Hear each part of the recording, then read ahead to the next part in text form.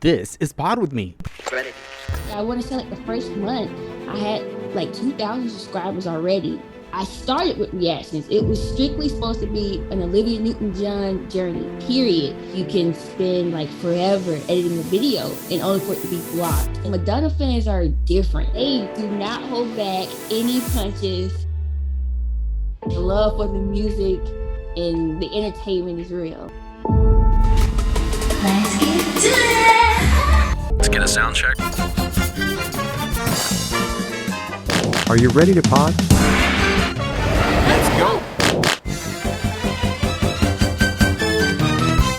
And I'm so excited to be here with Empress. Empress is a YouTube reactor. She reacts to classic videos, movies, and much more, all requested by her followers. As you all know, I'm a huge Madonna fan, and I discovered Empress because she's reacting to Madonna's entire career, and she has a long way to go. But anyhow, Empress, one of the things you do is you react to the video, but you've never seen the video before, so you watch it with everyone for the first time as you record. Have you really not seen them before?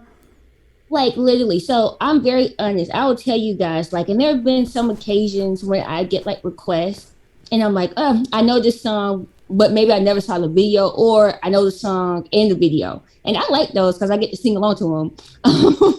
But most of the time, no, like most of the stuff I watch, I've never seen before. So Empress, tell me a little bit about how did you get into reacting, doing YouTube reaction videos? First of all, where are you from? Yes, I'm from Atlanta, Georgia. Nice. We're not too far. I'm in Miami. So, okay, to answer your question, how I got into reacting, it was like during COVID, like everybody else, I was like at home, bored, but I'm like just a naturally like curious person. Like I just love, and I think people see that in my reactions. Like I can hear a line or something and I'm like, wait a minute, that comes from a movie from like 1958. And people are like, how do you know this stuff? And I'm like, I don't know. I just watch a lot of stuff and read. And so I, behind me here, you see like a Grease poster. So like I got obsessed with Grease and Olivia Newton-John. Like I love her voice. So I was reading her biography and I was like, oh my gosh, like she was talking about in her book, her discography. And I'm like, whoa, I just know it from Grease. I was like, wouldn't it be so cool if I were to like document my whole like experience of listening to Olivia Newton-John's music from start to finish? And so that's how I started with reactions. It was strictly supposed to be an Olivia Newton-John journey, period. And then Did you know anything about videos or how to record videos as far as putting them together? Okay, so I knew that I was familiar with the software called Camtasia because I've used it like in my personal time and I just played around with it. And so I was like, I can like screen record and record myself at the same time because that's how reactions need to work, right? Everything needs to be like simultaneous. So I'm like, okay, cool, that's done. And like, again, I dabble like in music. So I already had like microphones and stuff. So I was like, okay, here we go. That's awesome. But I know it's difficult. It's difficult in the sense that it's very time consuming. People don't know what it takes to put a video together, even if it's the minimal thing. And when you watch it, when you want to do a change to it, that's another process. So tell us about that journey. When you started learning how to put that together, did it ever get to a point where you were like, "What am I doing?" Tell me a little bit about that process. Well, so yeah, that's where I am right now. Really, like trying to learn how to scale essentially because I have a Patreon's group and these people, they request music from me via Patreon. And I've gotten over 100 Patreons and I have different tiers on my Patreons where you can go from 8 to like 1 pick a month. And apparently people really like my reactions. So I have a lot of 8 and that's called the Thriller Pack. And so essentially what I've been doing is fun part is listening to the music or whatever, because now they're even moving outside of music. Sometimes they send me like old TV shows or something. That's cool.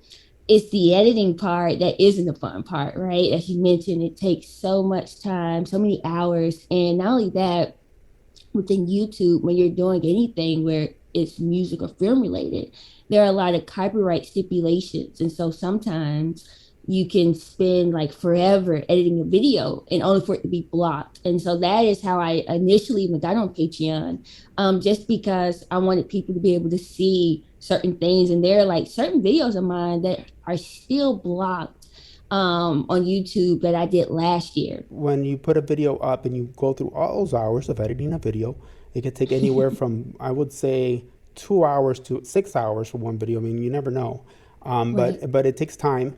And to put it up to then have it blocked, which means no one can watch it, really sucks. It really hits you hard. There are ways to get around it. I think I figured out that you write to them that it's a reaction, but you have to go through that process. And so you're right about that. So it's kind of like two things, right? So in the beginning, earlier on, because I've done a couple of movie reviews as well, especially like we mentioned Madonna earlier. I've done like let me see, I've done Desperately Seeking Susan. I did like some documentary Who's called That Madonna in Girl? the Breakfast Club. What else did I do? Who's That Girl? Yes.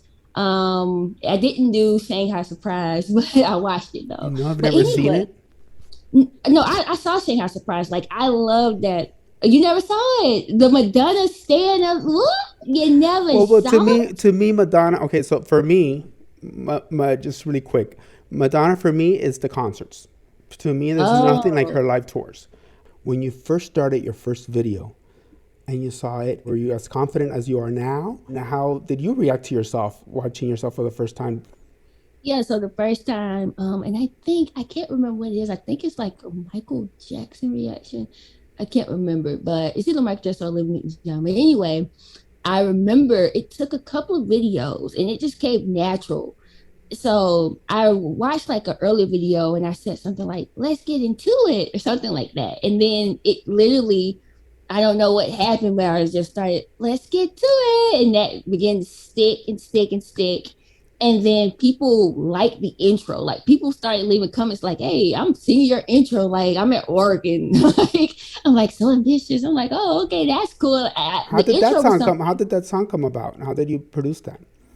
So literally it's so crazy in bootleg. So I didn't even have like a real microphone, right? Like I was literally like had like a Canon camera and I heard this beat and I reached out to the guy who made the beat and I was like, hey, like, can I like just do something on this? And he was like, yeah, sure. And like again, people have always been so nice and generous to me. He sent me the beat for free. He's like, here, just do whatever. So I was like, okay, cool. And so like I, as just the artistic person, of course, I try to be different, right? You watch all these icons, you're like, okay, well, let me be different.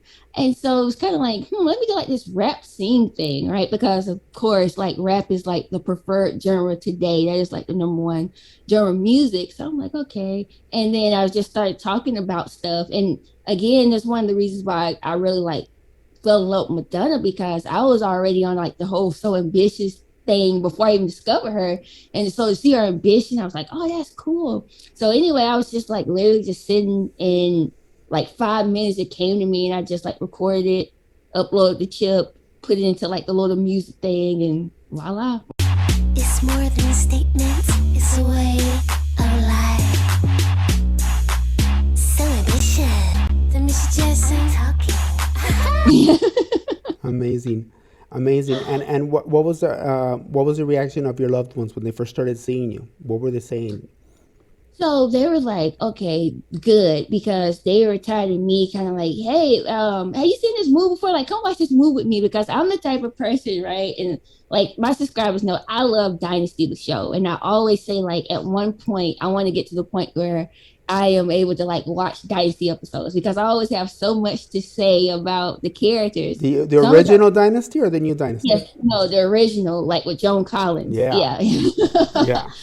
I love it. I So saw it because of my sister when I was younger.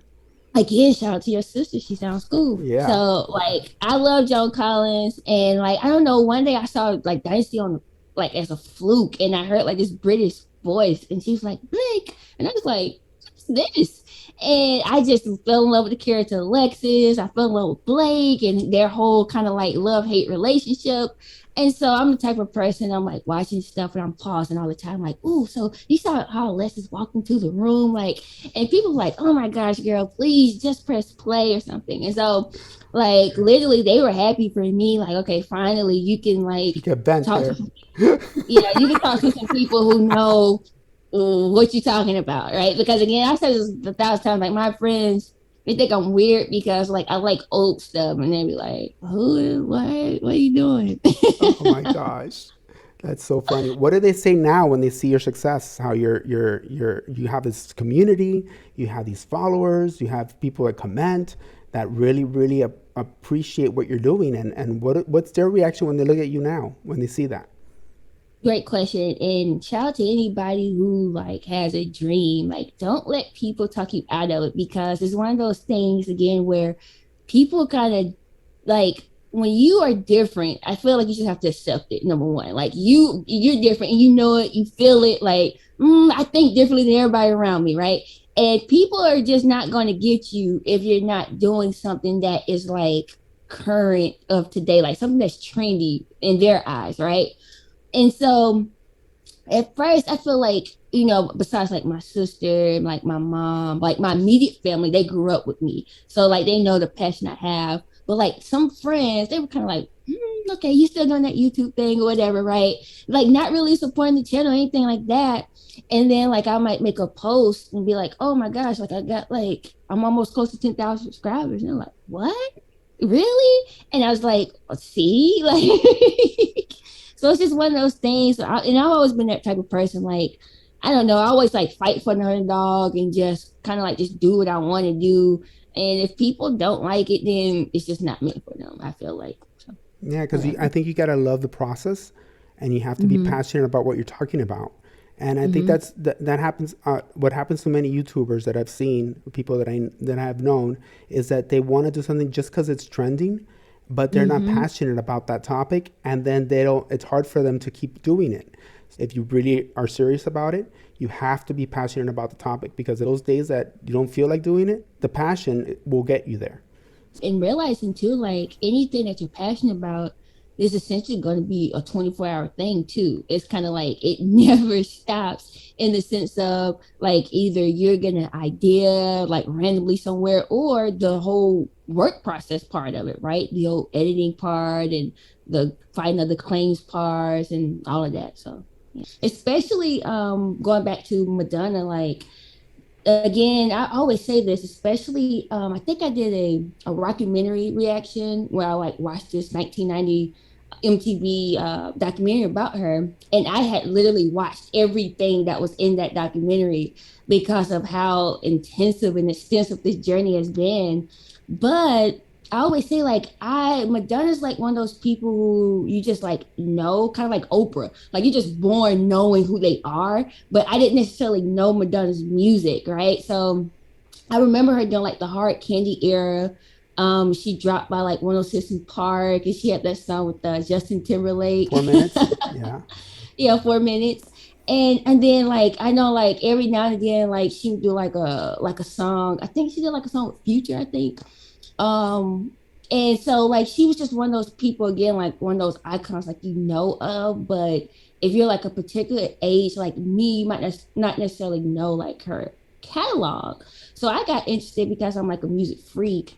I didn't really care about the visuals. And I think that threw people off in the beginning of my journey because Madonna is so visual. I didn't care about that. I'm like, I need to hear like people put her on the same levels like Michael Jackson. I need to hear the You need vocals. to know why. Why is she Yeah. at that level, and is it really true?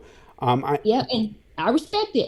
Now I will say I respect it, and especially her as a vocalist and a songwriter. I'm learning throughout the journey. She's very strong in both of those areas. I didn't realize until because that's how I kind of got into Madonna. One of the earlier videos I did before I even started the journey, somebody had requested that I do Vogue, and I was like, because I'm a big kind of TCM fan. Like I love old Hollywood, like Lana Turner, Betty Davis, Joan Crawford, and like I know who she's You know referencing who they're as she's referencing. saying this stuff. Yeah, so people are like, what? How do you know these people? And I'm like, oh, I know. And so I was like, oh my gosh, like the shot, she looked so good. And the song itself was just so good. Like everything was so good. I was like, interesting. I think I want to learn more about her. And then I saw erotica and I was like, whoa, how did she get here? So the first album, you just hear so much ambition coming from her voice. Like she's like, I just gotta make it, right?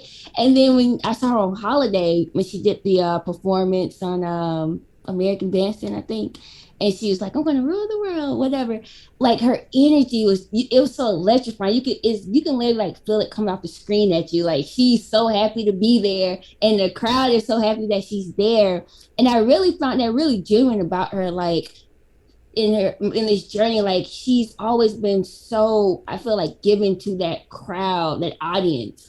And so I had to learn like more about her personal life. So that's why I started doing like the interviews to find out, okay, like, well, what was going on with her at this time. And the most shocking thing for me has been to date, again, I'm at the Bun Ambition era, but in my timeline, it's been when she got married to Sean Penn. That was kind of like, why did this happen? But And I love, and what I love how you reacting to her and how you're taking the journey is how you really go into interviews that others don't react to. Like you go into depth, and your reaction to them is very enjoyable because you really you could tell that you really are studying her and the journey, and that's what I appreciate about your videos. like every time, every era is a whole different Madonna, kind Yeah, of. every era. So yeah, so I'm a truth there, and I'm gonna tell you a secret just so you know that that's out there. I don't know if you want to know it, but or you discover it when you go. I don't know how you like to know these But things. no, no, it's kind of like the fans are always so enthusiastic, and that's like I feel like why people are reacting to her.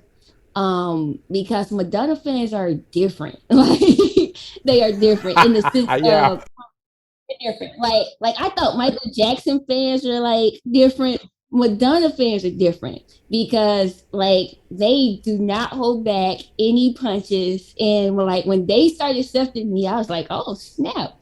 Because they are so blunt and even about her, like they are so blunt. And so they are always like telling me, like recommending, like, hey, Empress, watch this next and Jerry, watch this. So like I've always gotten like feedback, which I love from her fans anyway. So that's cool. yeah. So I know it's hard to get at the beginning when you first start to see the followers, to see the subscriber. It's hard to get that subscription when you first start. Were you ever frustrated, or did people connect to your channel right away? Was it like magic? What, or did you study how YouTube worked before you got into it? How did that happen for you? So I had already been on YouTube previously, a couple years prior because I was trying to like get discovered like Justin Bieber. So I would like do cover songs. So I already knew kind of like how YouTube worked, meaning in the sense of like you have to put stuff out there people want to watch. But my goal for this channel, it wasn't that. Like I wasn't, that was never my intent, was never to like get people to watch, sort of thing, right? Because I was just like, oh, I just document this. I don't know who is an Olivia Newton-John fan, but shout out to them if they watch it. Cool. And then from there, people just began naturally. I want to say like the first month, I had like 2,000 subscribers already. And a lot of things that people don't understand is with YouTube, simply because you have like a lot of views, number one, doesn't mean that you're making money off of that video, because it could be some copyright issues going on or claims there. And then secondly, also to become a YouTube partner, you have to have at least 4,000 watch hours in the beginning. So in the beginning, any YouTube channel is really a labor of love, right? Because people are just really putting content out there, hoping that, okay, I get 1,000 subscribers and I get 4,000 watch hours so that then I can begin to make money off of the videos, the ones that I can. And so, but for me, right, I was listening to music. So I'm like, I don't know if this page is even going to be profitable. Who knows? And then again, I was just really fascinated about the music. And so some of my earlier reactions, people would kind of like put down in the comments, like, hey, react to this, react to this. And so I remember like reacting to like a Barbara Streisand song, Guilty. We got nothing to be guilty of, or whatever. So like that one, people really, after that I put that video out, I got a lot of subscribers and people are really fascinated because I sing when I do the reactions, right? So I'm like a natural, just humming person. And I really like music. And so when I hear like some kind of vocals that send me like, oh, did y'all hear what she just did right there? Like, wait, let's rewind it back. Or like the beat or something. It just takes me over and I just like sing it or whatever. And people took to that, and from there, like literally I'm almost close now to 10,000 subscribers. And again, that was never my goal. Like I just wanted to document this whole Olivia Newton-John experience and say shout out to ONJ for having such a good voice. And it turned to something else.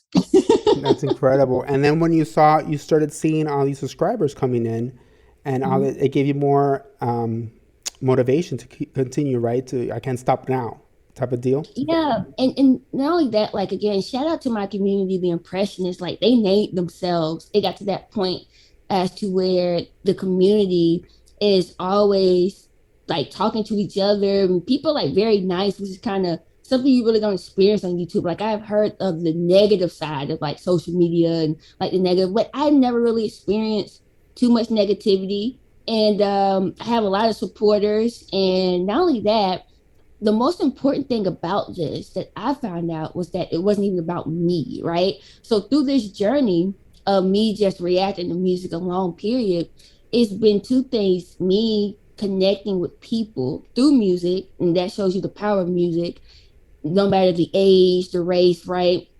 We're connecting with people. Like somebody left a comment like, oh, Empress, like I think we could be best friends. The funny thing is I'm 60 years old, right?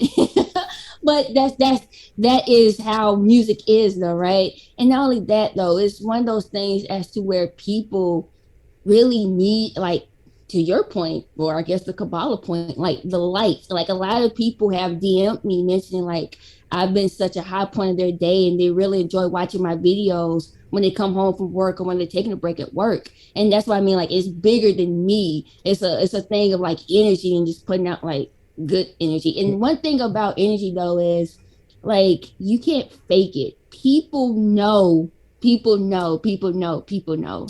And the only thing I can say is like, again, shout out to everybody who supported me, and just recognizing that the love for the music and the entertainment is real. It is real, and that's why and to your point about negativity, and it comes with a package.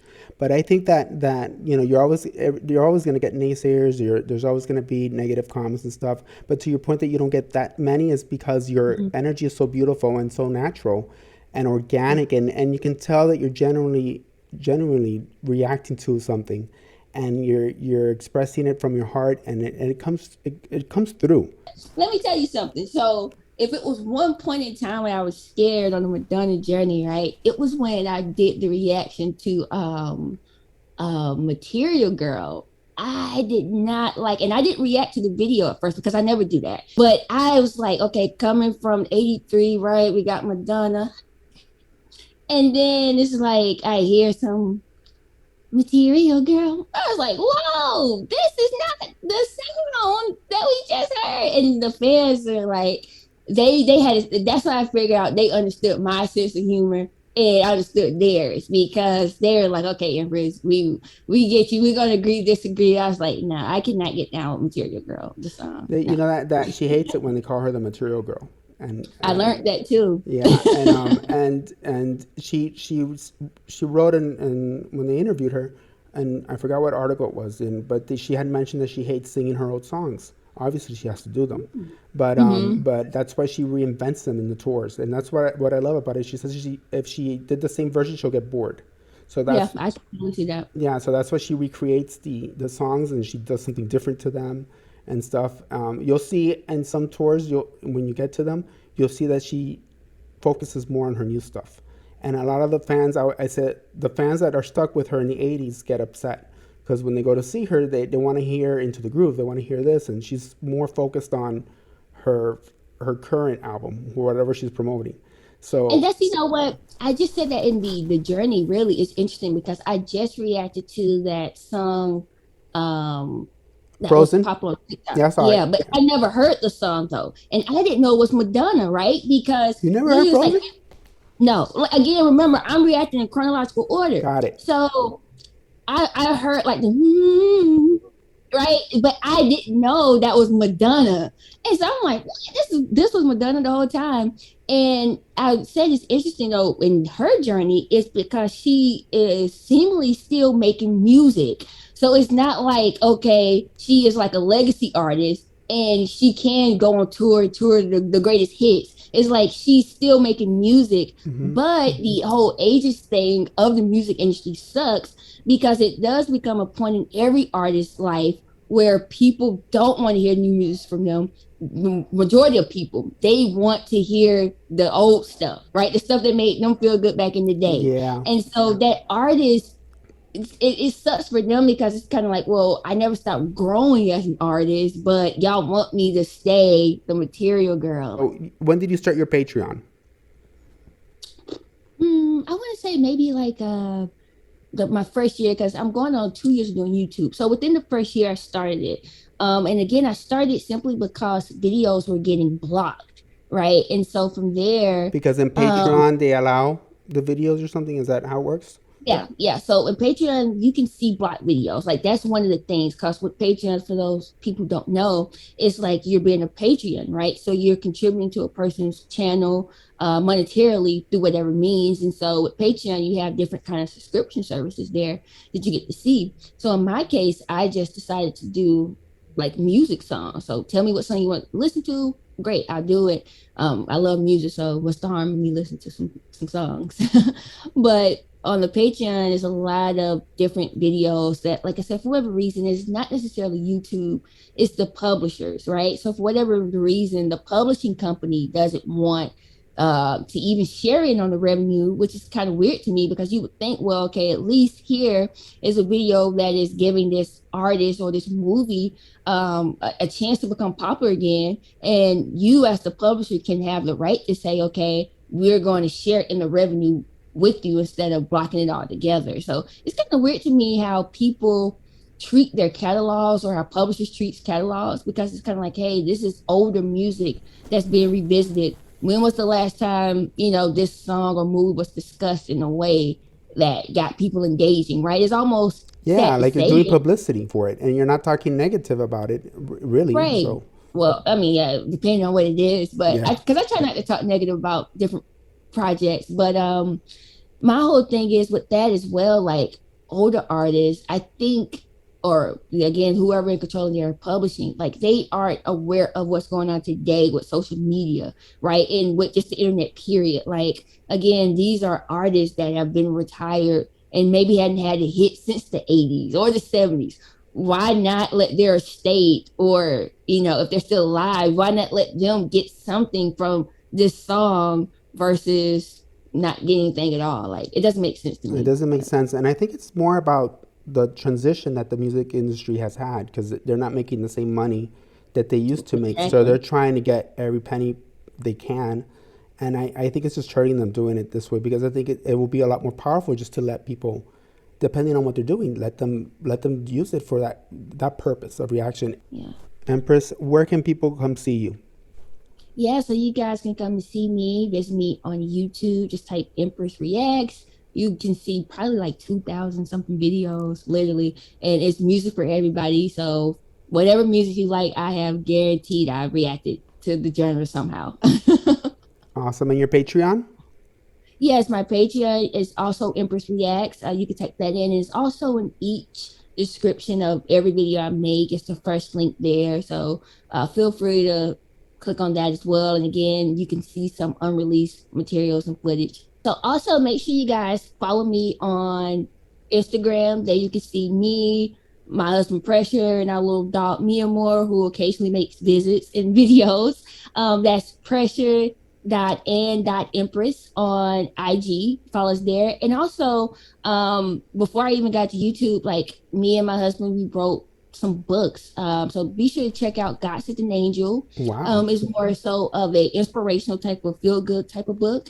And then we also wrote a 3-part book series called A Mission Beyond the Streets, as well as, and we got like great reviews from that as well. So our ultimate goal is one day we would want to see the books turned into movies at some point. What are So. the books about, Empress? Yeah, so God Sent an Angel, it is an inspirational story about how to deal with loss and how to love again after loss. And it's very like, again, if you want something where there's no hard language or anything like that, this is the book for you. In regards to just like a feel good type of book that gives you inspiration and hope in that sense. And then on the flip end of that coin, if you do want like the whole ratchetness of it all, you can read our Ambition Beyond the Streets books. There are essentially a 3-part book series that really is a coming of age story of 2 characters, Empress and Pressure. And essentially they meet as teenagers and you get to see all of the things that ensue from there. Oh, wow, that's amazing. Your box of surprises, Empress. Yeah, and those books, I have to say, those books are available on Amazon. So again, you guys can find those books there, and they're also in the description of each of my videos as well. So they're always linked. You're the bomb. You're the bomb. That's awesome. Awesome. All right. So, Empress, thank you for being on the show. And one more thing. Don't fall off the pod. Hey, podheads, can't get enough of the pod? You can always go to your app store and download the Pod With Me app. And if you want to comment on any of the episodes, you can also check us out and follow us on our social media under Pod With Me AJA. And remember, you can always listen to the pod in any podcast app.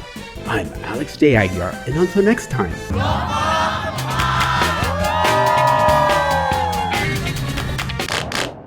Ready.